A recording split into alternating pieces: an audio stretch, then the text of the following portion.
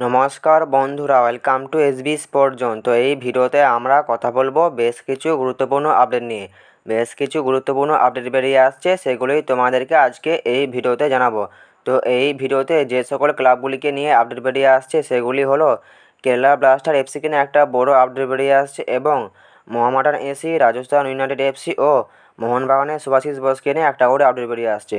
তো তোমাদেরকে আজকের এই ভিডিওতে এই আপডেটগুলো জানাবো। তো চলো বেশি দেরি না করে ভিডিওটা শুরু করা যাক। প্রথমেই যদি আমরা কথা বলি কেরালা ব্লাস্টার এফসিকে নিয়ে, তো কেরালা ব্লাস্টার এফসিকে নিয়ে যে আপডেটটা বেরিয়ে আসছে সেটা হলো যে কেরালা ব্লাস্টার এফসি তারা একজন 30 বছর বয়সী স্প্যানিশ স্ট্রাইকারকে তাদের দলে সাইন করিয়ে নিয়েছে। প্লেয়ারটির নাম হলো জিসুস জেমিনিজ। তো এই প্লেয়ারটিকে কেরালা ব্লাস্টার এফসি তারা তাদের দলে সাইন করিয়ে নিয়েছে।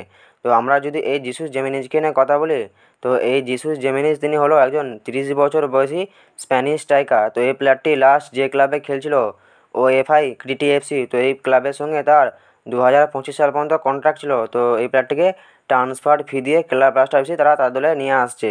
তো এই জিসুস জেমিনিজের মার্কেট ভ্যালু হলো 7.5 কোটি টাকার মতন। তো এই প্লেয়ারটি সেন্টার ফরওয়ার্ড ছাড়াও অ্যাটাকিং মিডফিল্ড পজিশন ও লেফট উইংও তিনি খেলতে পারেন। কেরালা ব্লাস্টার এফসি তারা এই প্লেয়ারটিকে 2 বছরের চুক্তিতে তাদের দলে নিয়ে আসছে।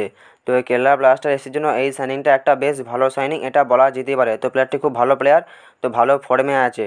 তো কেরালা ব্লাস্টার এফসির জন্য এটা একটা ভালো সাইনিং। তো কেরালা ব্লাস্টার এফসিকে নিয়ে এই আপডেটটা ছিল, এটা তোমাদেরকে জানিয়ে দিলাম। এরপর আমরা কথা বলবো মোহামেডান স্পোর্টিং ক্লাবকে নিয়ে। তো মোহামেডান স্পোর্টিং ক্লাবকে নিয়ে যে আপডেটটা বেরিয়ে আসছে সেটা হলো যে মিটে গেল মোহামেডান স্পোর্টিং ক্লাবের ইনভেস্টর সমস্যা।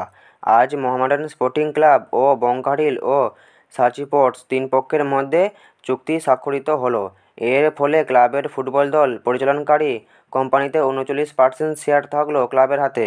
বাকি 61% শেয়ার সমানভাবে 2 ইনভেস্টর কোম্পানিতে ভাগ করে দেওয়া হলো, বঙ্কাঢিল ও সাচিপোর্টসের মধ্যে।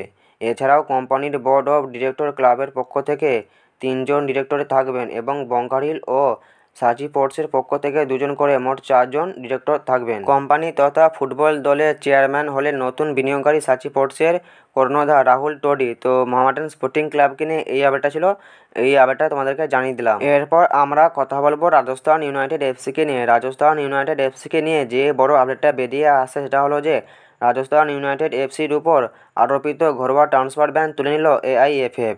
ক্লাবটির নামে খেলোয়াড় ও প্রশিক্ষকদের বেতন পরিশোধ না করার যতগুলো অভিযোগ জমা পড়েছিল সব অভিযোগই প্রত্যাহার করল ফেডারেশন। ফলস্বরূপ ফেডারেশন তাদের অন্য দলের ফুটবলার ক্রয়ের উপর নিষেধাজ্ঞা জারি উঠিয়ে নিল। মূলত জয়পুরে ভরাটা গ্রুপ ক্লাবটির সম্পূর্ণ মালিকানা কিনে নেওয়ার পরে পুরনো ফুটবলারদের বকেয়া বেতন পরিশোধের দিকে মনোযোগ দেয়, এবং সব বেতন পরিশোধ হয়ে যাওয়ার ফলে ক্লাবটির উপর থেকে অভিযোগও স্বাভাবিকভাবে উঠে যায়। গ্রীষ্মকালীন ট্রান্সফার উইন্ডো শেষের আর মাত্র 2 দিন বাকি।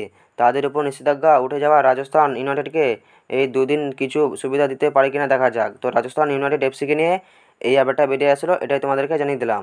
এরপর আমরা কথা বলবো মোহনবাগানের ক্যাপ্টেন শুভাশিস বোসকে নিয়ে। তো তোমরা সকলেই জানো যে শুভাশিস বোস ডুরান্ড কাপের লাস্ট ম্যাচে একটা চোট পেয়েছিল। তো শুভাশিস বোসের এই চোটটা নিয়ে এখন যে আপডেটটা বেরিয়ে আসছে সেটা হলো যে শুভাশিস বোসের ওই চোটটা তেমন একটা গুরুতর নয়। তো তিনি সুস্থ আছেন, তিনি মোটামুটি ফিট আছেন। শুভাশিস বোস তিনি মাঠে ট্রেনিংও করছেন। তো শুভাশিস বোসকে নিয়ে এরকমই আপডেট বেরিয়ে আসছে।